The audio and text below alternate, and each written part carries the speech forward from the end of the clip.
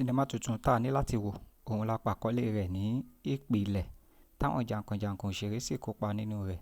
Lára wọn láti rí Àníkẹ́ Àmì, Abíọ́dún Àpèrire, Ràhánà Jimoh, Fẹ́mi Adékànyè, Ṣadé Ṣìtù àti bẹ́ẹ̀ bẹ́ẹ̀ lọ. Sinimá yìí dá lórí ọmọbìnrin ọ̀dọ́ kan tí Ọlọ́run fún ní ẹ̀bùn àti agbára tó jẹ́ wípé ó ń rí oríṣiríṣi nǹkan tí ọ̀pọ̀lọpọ̀ ò rí tàbí tí wọn kò bìkítà láti rí. Ṣùgbọ́n ọmọbìnrin alágbára àmútọ̀runwá yìí kórìíra bàbá rẹ̀ tí òun àti bàbá rẹ̀ sì gbóná wojú ara wọn.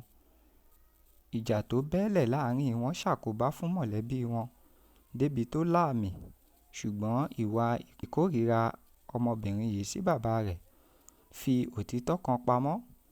Ó mọ nǹkan kan ní pàtó nípa bàbá rẹ̀ tí ẹnikẹ́ni ò gbìyànjú láti mọ̀.